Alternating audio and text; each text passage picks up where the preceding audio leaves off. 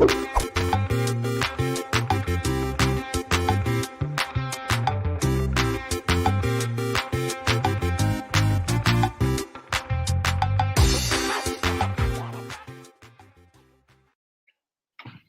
we got starting out the Motor1.com test car happy hour with almost a little bit of a hot mic situation. We're not sure whether or not you guys got any of our silly jokes, but if you did, thank you so much for joining us, by the way. You can expect nothing but silly jokes and awesome car talk for the next 30 minutes from myself, Seyth Miersma of Motor1.com and InsideEVs.com, and senior editor Brett Evans over here with doing his finest.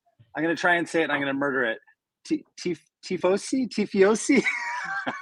Yeah, I think it's Tifosi. I think you nailed it. Tifosi impression, appropriately, as you will find out. Guys, we have got some really cool cars to talk about. Before we move into that, I just want to remind everybody that no matter what platform you're watching this on, hopefully you're finding us on YouTube, Twitter, or Facebook, because if it's somewhere else, you've pirated our feed and are doing something nefarious with it. But wherever you are, you can leave us a comment. You can ask us a question about any of the cars that we're talking about or other cars that you're interested in. We would love to hear from you. Right off the bat, we've got Sam Banohamad saying something that I don't understand and can't read, but hello, Sam. Thank you so much for joining us. And as always, Kevin Hawthorne, it's great to hear from you. Whether you're an actual human or a bot, I don't care. I'm just happy that you're there in the chat. Brett Evans, tell me about the car that you were driving yesterday. Well, I'm really excited to say that I have finally driven a Ferrari. It's been however long I've wanted to drive a Ferrari, and I finally did it.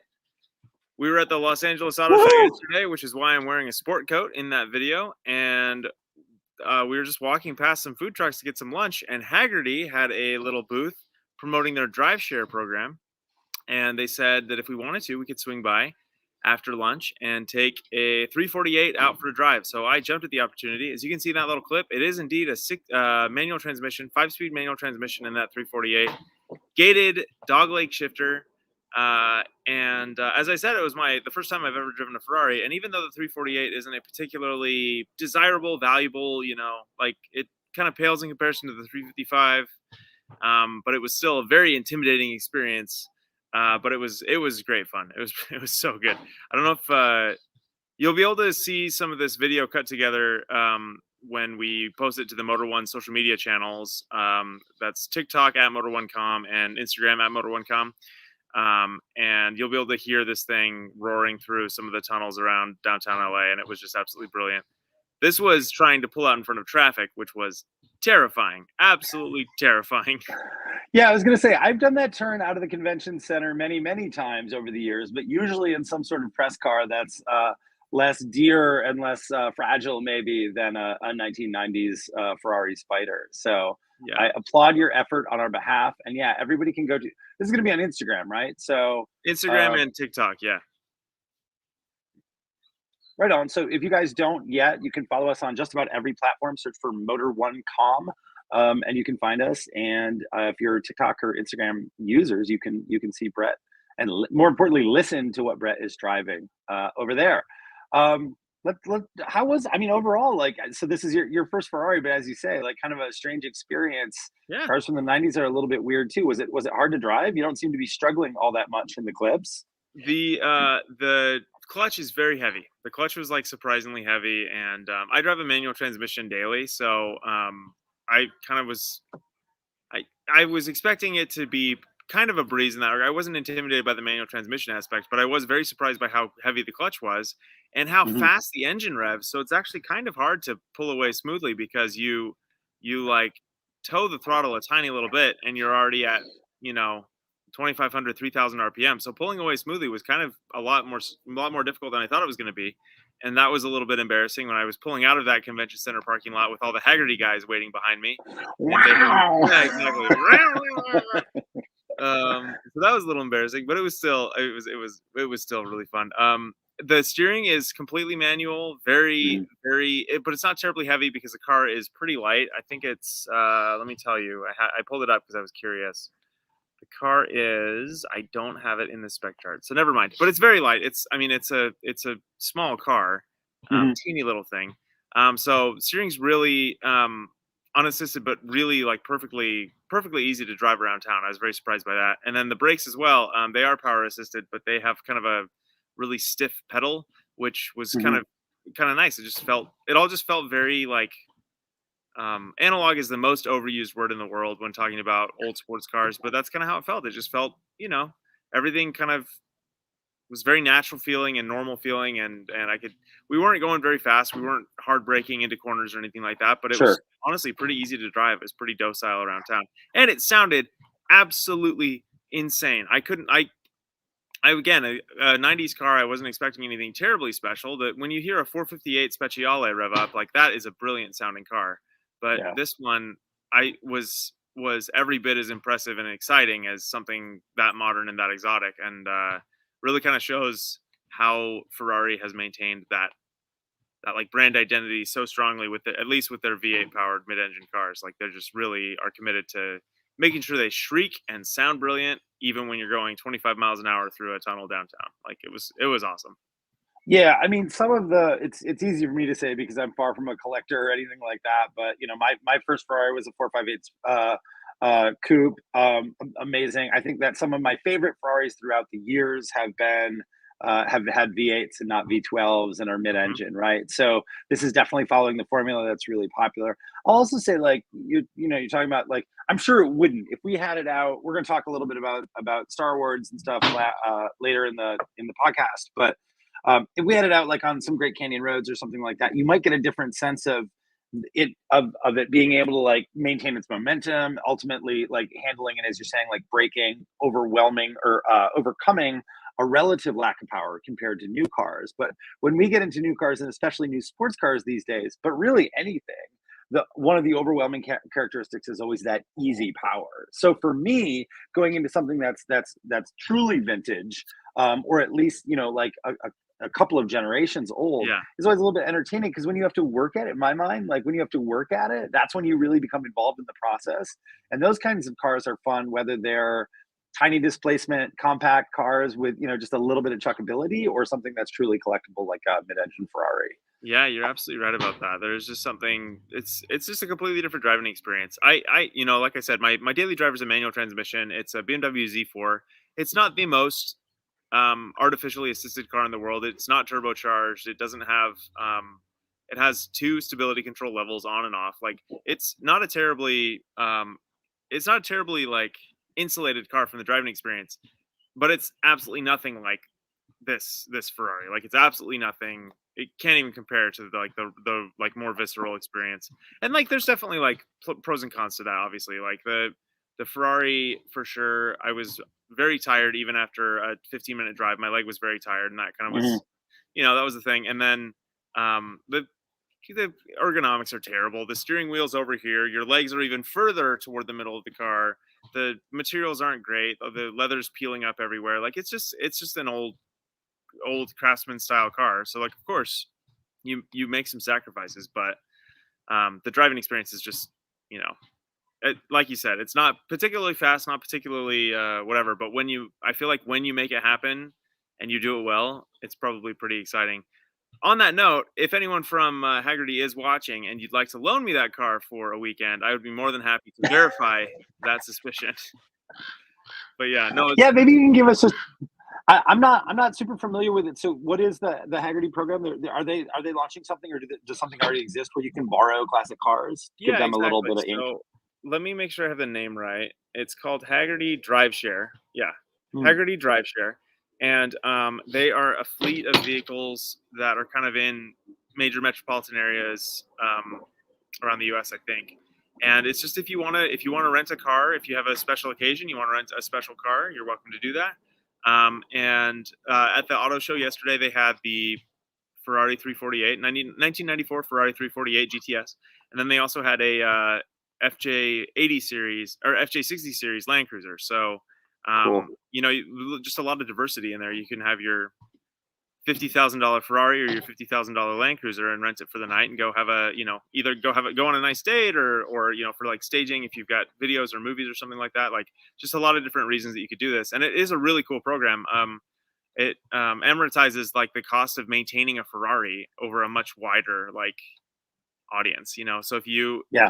if you want, you know, a membership in that kind of a club, like you get your Ferrari fix as much as you want, but you don't have to necessarily deal with the engine out maintenance and the all the servicing that those cars require and everything like that. So kind of a cool idea, and one that I would for sure look into. Um, yeah, we have just commented the drive share program. Um, they've got like all the cars listed on their website, so go check Super that cool. out. Yeah, We really love cool idea. love the folks at Haggerty, especially, friends and colleagues on the editorial side for sure. So it's awesome. And it seems like something that's got that sort of brand associated with it, but has some of the elements that we've liked in the past about outfits like Turo, for instance. Just to get in a fun car for a short period of time, I think is really great. So Yeah. nice. I will have to check that out the next time I'm in LA. Give me a Haggerty coupon while you're there. There you go. I guess you're gone. Um, so we'll stay on the topic though. I suppose the old Land Cruiser is a great segue, and certainly '90s cars are a great segue. So I had two cars that we're going to sort of talk about together, I guess. But why don't we lead off with this pretty amazing 1990 Land Rover Defender 90 that was delivered to me by an outfit out of North Carolina called Osprey Custom Cars. Um, this is a really cool truck, man.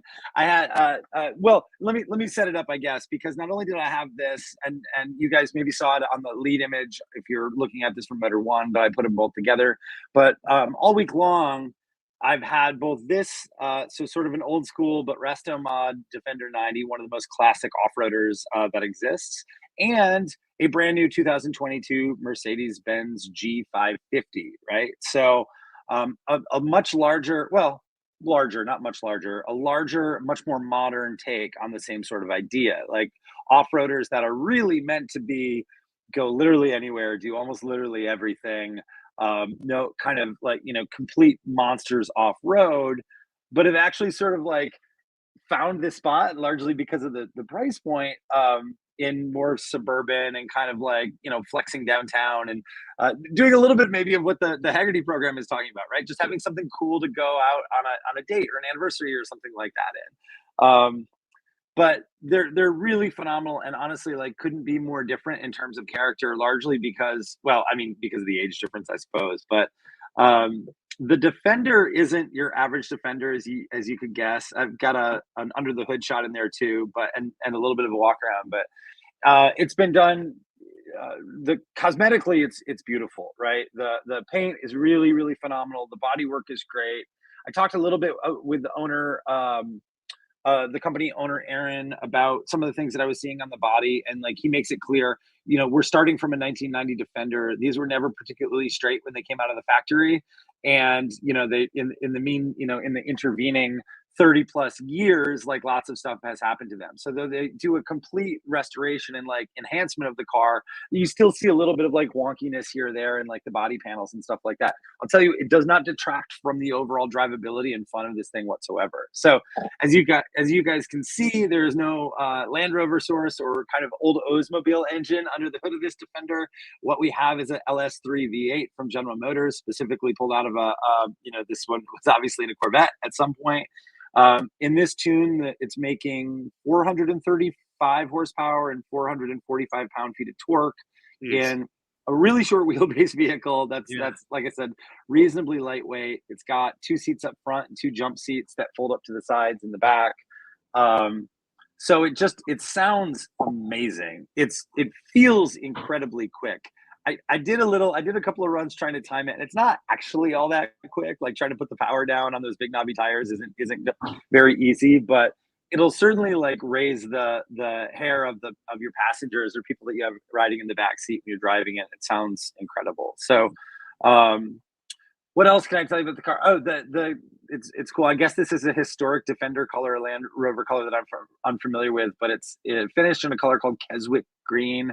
Like I said, just really, really beautiful. And then the interior is done actually in a really refined way relative to even resto mods. We've got this like really deep kind of cognac brown quilted leather interior. It's not just the seats and not just the door cards. It goes up the entire The entire ceiling is done in this leather too, all the way through the back. The mirrors, everything is done very well. The fit and finish is really great. You've got that killer 3-spoke wooden steel steering wheel, which is just amazing. I was pulling like my wedding ring off when I was driving it because I was afraid that I was notching it up with when I was holding on. Um, Everything's connected up to a 6-speed automatic transmission that I think is also like GM based. I don't know what the actual part is. You can shift around if you want, a little thumb button on the shifter, but you don't bother. And then it's got other cool amenities too. If you were driving something like this fairly often, you've got like wireless charging, and you can hook it up and have CarPlay and Android Auto and things like that. So it's got a new head unit in it and a decent stereo. But really, really, all you want to do with this car is just get in it and sort of cruise around, right? I don't even know. Maybe I'm interested to get your take, Brett, but I wouldn't even be comfortable. Maybe if I owned it, I'd start to get comfortable. But certainly in the week that I had it, there's no way I would take this thing off road. Like, it's just too nice. Yeah, the Resto Mod deal is always an interesting one for me. Like, there's a bunch of like Land Cruiser FJ, like FJ40 clubs that joints that'll do beautiful $150,000 FJ40 Resto Mods, and that'd be a really hard thing. That first scratch would hurt really, really bad for sure. Absolutely, yeah. I mean, and then it is done up really. Besides obviously the leather is really nice. It's done up. It's got rubber mats all the way through it. Like it's got a center locking differential. You know, it's got all of the off-road gear, the tires and the wheels and stuff that you would want when you're actually doing off-road stuff. I'm sure it's incredibly capable. Yeah. I know that the sale price I think this one is actually sold. I believe this is a customer car. I'm not 100% sure of that, but the price I'm quoted for this one is $179,000 and change, right? So it's just a lot for an off-road toy, no matter how capable. One thing I do really like about whenever like Osprey and some of those other companies that do these is they preserve a lot of the character. Like that dashboard, the big massive like center bulgy part is just so straight out of the 90s, straight out of the 90s Defender. And it's funny to see it all dressed up with like quilted leather and CarPlay and everything else like that, but it is still just so like the bad guy in a high school movie like absolutely drove that car, and it's so cool to see them like preserve that character. Absolutely, man. And it doesn't look like anything else on the road. I actually had a little bit of this vibe when I drove the new Defender, the reintroduced Defender earlier this year, or maybe it was about this time last year. Actually, I had a 110 and the 4-door version of it, and then Brandon Turkis had the 90, and we met for lunch and like played around with them and stuff. But it's so unique, right? Like especially in a color like this, those headlight clusters, all the LEDs like front and back, like make it stand out. But you just, even with the G-Wagon, right? Like G-Wagons are uncommon where I live. They're probably a lot more common where you live, but I still see them, right? It doesn't blow somebody's mind to see a G-Wagon for the first time, or driving through Detroit or something like that. This car, I just ran to the drugstore basically the first time I had it, about a half mile from my house, parked it, and it took me 5 times as long to get out of the parking lot as it did to do my errand at the drugstore, because I had a couple people come up who wanted to talk to me and like were interested in cars. One guy had an old 90s Defender and he wanted to ask about it, and I started for him, and it kind of blew his mind that there's a big V8 under there. They're conversation starters for sure, and it's something that's going to get you noticed in a way that I think a modern car never will, right?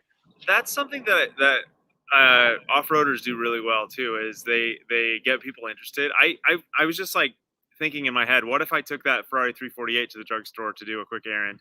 I don't think there'd be that many people who want to talk to you about it, because it's a Ferrari. Like they're cool, but they're not terribly like, they don't blow people's minds anymore, like you said. But B, I feel like people might be, oh, this dude driving a Ferrari, what a jerk he must be. Whereas someone driving a Defender, like a really cool Defender that costs twice as much as that Ferrari costs, still is just like, oh, that's a cool dude. Like I want to go talk to him about his car. Like there's something about off-roaders that like make people feel more comfortable and feel a little more welcoming and inclusive, which is really cool. It's like would make for a really compelling ownership experience, honestly. It splits the difference. And what I keep coming down to, and I'm gonna have probably something like a column written about this week and these two over the next week, hopefully. Maybe come back from Thanksgiving, that'll be something that we can point people towards. But both of these cars cost a lot of money. Both of them are going to be meaning the Defender and the G-Wagon. Both of them are going to be somebody's third or more, right? Like third or fourth or fifth car in their garage, almost certainly. Maybe a little bit less with the G-Wagon than with this one, but still, very few people, I would say, own and daily these as the only thing that they have. And yet they couldn't be any more different in terms of sort of the vibe that they're giving off, right? I think that a Defender, whether it's been restored to an incredibly high level and kind of like, lots of new amenities added to it like this one, it essentially is a very fancy car. And it's understandable that it costs so much. It still feels kind of egalitarian, right? It still feels roughly blue collar isn't quite right, but you know what I mean? Like it is approachable in a way that maybe a G-Wagon is not. Yeah, totally. Absolutely. It's like a choice you make. You don't just roll down to the dealer and pick up a car. Like you put down a deposit, you wait, you place your order, you pick out your colors. It's a choice. It's there's something really special about a car like that. Spending your money on a car like that versus just going to the dealer and picking up the latest model year of the G-Wagon. Not to besmirch that vehicle at all, but yeah, that's amazing. Sorry, Kyle, I'm just catching up with your comments too. But don't worry, we'll talk about that later. So let's talk a bit about the G-Wagon, I suppose. Another one, first of all, it surprised the hell out of me because I picked this up at the airport after Star Wars when I returned back to Michigan. And I think most every G-Wagon that I've had has been black or some form of gray, like silver or gray, right? This one was incredible. This one is, I think it's just dark green. I have the Monroney in front of me, deep green. So there's right after I got it home in my driveway, it looks a little bit darker there than it does in the sunlight. But, this is a really reasonable, there are obviously some additions to it, but this is about as close to like a base G-Wagon as you can get. Some AMG parts on it. You've got obviously like cool wheels, that really awesome paint, which is not, I believe, I don't think that's added. Oh no, it is. My bad. Sorry. It's only $6,500, so it's a pittance as far as these things go. A beautiful kind of saddle leather interior, lots more space than I remember. As a reminder, I'm sure I do every week. I'm a large person, 6'5". I love driving G-Wagons, but I'm used to feeling really cramped behind the steering wheel. I'm still kind of upright in this one, but I really had no issues. Like the legroom, headroom, certainly headroom, elbow room and everything, even with big car seats in the back, was no issue in this car. And man, it's just smooth as hell. Like, I mean, the ride quality and the overall NVH, even with that big blocky windshield in the front end, is just dramatically better than the last G-Wagon I was in, which was the previous generation. Yeah, the like tweaks that they made to this effectively second generation G-Wagon really did a lot to improve the drivability. Like I know that they made it wider, which kind of tweaks with the proportions a tiny little bit, but they made it wider so people like you could stretch out a little bit more, have a little more elbow room, not feel like you're driving such a tight little box. And it really is kind of amazing how wholesale the improvements are, even though it looks like it's pretty much the same car. Yeah, I mean, nobody is gonna not recognize it who has any idea what the model is at all. Despite the fact that it does look quite a bit different when you start to spot the changes from previous gen to the current one. But yeah, I think all for the good. I again did not in the last 5 days with two vehicles do any sort of hardcore off-roading. I fully believe, having read our own coverage of this and other people's, that it is every bit the trail titan that you would expect it to be. But in terms of something that, I'm kind of doing what I imagine most people are in this car, schlepping around town, getting running the kids to school, running a few errands here and there. It was, it still turns heads. It still looks great, but it's so easy to live with and just so pleasant to drive around in a normal environment. EKG Canadian Enthusiast, thank you again for joining us, saying the G550 is a superb SUV, but the AMG model is the better option, because if you were buying a G-Class, why not get the best option? I think that's a fair point. We were talking to our friend Steve Ewing a couple of weeks ago here, who had the G squared, right? Sorry, what's the full model name? I'm gonna murder it, but Mercedes-AMG G63 4x4 squared. Boom, that one, which was over $300,000. So I would only say that starting with this, the sticker on this one, it starts at 130, starts at 140 basically, and as it sits in my driveway was about $169,000. That's not chump change, but you can double that pretty easily if you get into the AMG versions of this vehicle, right? Yeah, and not to get into an argument with our loyal viewers because they're great and we love them. I don't know that I totally agree because yes, the G63 is objectively better. It's got more power. You know, but I feel like if you want an off-roader, it's overkill. And I feel like the G550 is kind of that like perfect spot where you can get it pretty fully loaded, including some off-road features for less than the price of the G63, and it kind of just gets you this like really good, again, if you're planning on taking your SUV off road, this like really good, very well balanced kind of sport you, which I find a little more appealing. In fact, if you could get a G class with the turbocharged inline six, that would be my pick. Yeah.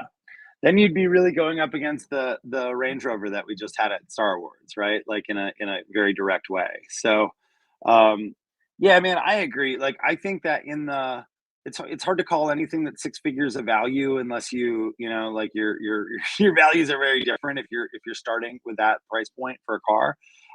But we drove a lot of things over the past week that hit six figures and some that were over. And I wouldn't say that the G wagon, the G550 was not there. Neither was nor were any of the G wagon line.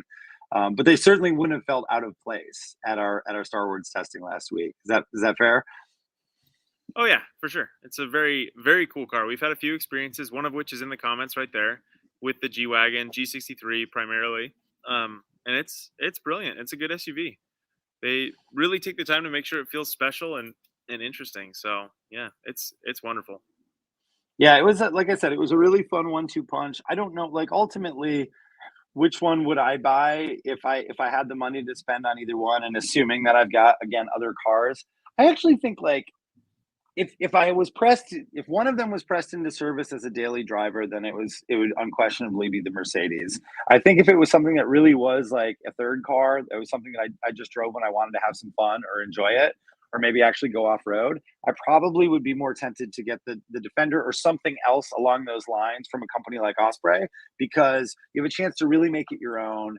Usually you can tailor the build to within reason to like your budget and exactly what you want. I know, Kyle, maybe you can grab their website and put it in the notes, but it's just they have some really awesome builds. This is amongst the higher end. I know that they're all $100,000 ish, but they have other ones that look and feel a lot more utilitarian. If you really are somebody who wants to like go out drive around Moab or something like that, you might feel comfortable in it. So, but yeah, I would be hard pressed not for this just because it feels more special every time I get in it. The engine sounds amazing. That's kind of the constant battle is if you get something that's older, has a little more character, or if you get something that's daily driven, usable kind of a thing. Like that's always the battle whenever it's time to buy a new car. Yep. Well, listen, we sort of promoted that we were going to talk about Star Wars too, and I've mentioned it a bit, but so not next week. The first full week of December, you guys are going to be seeing the fruits of our labors last week, right? So we were out. There's Brett and Jeff Perez, another one of our editors, in the rain. We were out in Los Angeles County. I guess we were closest to. I keep getting this wrong. What Palmdale. Little town? Palmdale, right? Closest to Palmdale, California. We just got absolutely brutally soaked with rain the first 2 days that we were there, which is strange for that area. But we were out on site in a great location with some amazing driving roads with 20 different cars. Some of you may or may have seen some of the podcasts that we did from there. We gave it the old college try to do a podcast every night from our headquarters, despite some crappy Wi-Fi issues. And I would say all in, it was an amazing week. It was some, like I said, incredible vehicles, a lot of fun, long days, but I think it went really well. Yeah, it was great. It was a really good time. It was fun seeing the diversity. You probably have the most obvious diversity in that photo there that Kyle just had on the screen. You had the $26,000 or $27,000 Ford Maverick and the $110,000 Hummer EV. And I mean, everything in between. I guess also the Lucid was even a little bit more expensive than that. Like, we just had so much fun grabbing keys to a new weird vehicle every day and just going for a spin and having a good time. It was great. Yeah, yeah, it was fantastic, and we really hope that that's reflected. Like I said, the winners. So we worked really hard while we were there to kind of sort through these fantastic options and figure out which were our favorites for truck, SUV, luxury, electric, value, and performance. Right. So all of those winners from those categories are going to be announced as we get these stories written and the videos produced and all that stuff, starting December 5 and running through that. I think that Thursday, which is December 8th, will be when we're rolling out that content. So again, if you guys are following us on any of the social channels that you're seeing this on, you should expect to see that.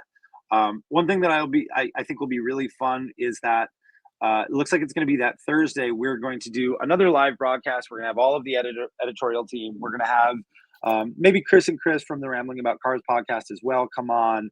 And we're going to unveil and sort of talk through our Editor's Choice Award for 2022, which is, in many ways, like the most interesting and the most important award that we give out for Star Awards. But it's also very difficult because in this case, we're talking about cars that we really loved and, sort of what we would want to take home with us if we could. And that's a difficult equation, especially when you're dealing with all of these good things. So, yeah, but that should be a really fun conversation in the next couple of weeks. So everybody, please tune into the site and again watch the socials, and we'll be setting that up. Hopefully you'll be able to take part in some of that as well. Anything stand out to you or new revelations since you've been home and had a little bit of time to think? Of course, you've been covering the auto show too, Brett. But I haven't had time to think. What are you talking about? No, I was just kind of reminiscing that the hardest battle that we had to ever fight was over the value award. We were pretty cut and dry on most of them, and then the value award, for some reason, Seth and I decided we were diametrically opposed in every way. And it was funny. Like, we had all these brilliant cars across all these brilliant categories, and then it was like the most humble category was the one that the four of us editorial staff had the hardest time coming to consensus on, and that was kind of funny. It's just a testament to how good just about every car on the road today is. Every new car is just pretty darn good, all things considered.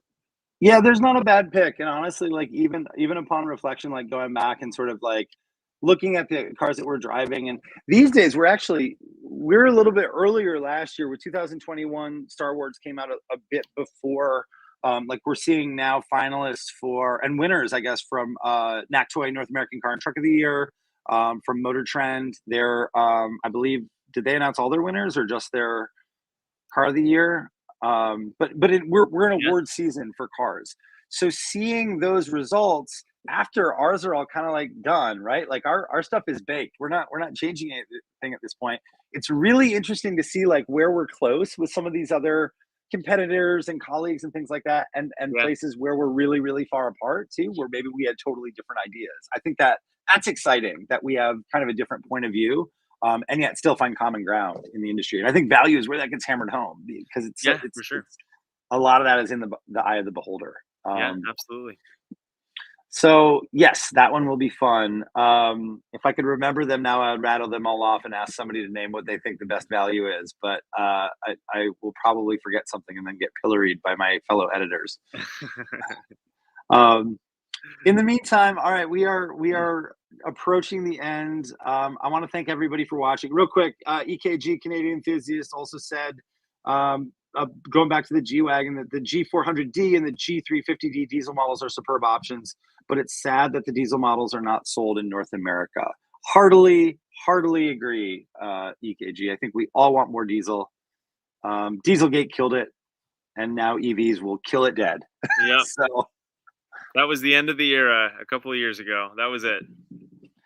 I would say just hang out another 20 years and Osprey custom cars or something like it will come back, and they'll take your very favorite diesel engine and your very favorite G-Wagon generation and blend them together in a future modern thing that you can enjoy in your dotage or mine. There you go. Thanks everybody for watching. If you didn't catch this live, if you're watching it recorded, please do leave us comments or questions in the comments there. and we will try and get around to answering those for you. In the meantime, yeah, check us out Fridays at 4 o'clock for more Motor One Happy Hour. Probably not next Friday because it's the day after Thanksgiving and everybody will be in a coma, a food Yeah. coma. Yep. And then lots more Star Awards following all of that. So Yeah. cool. All right, everybody. Thanks so much. Ciao, Bella. Well done.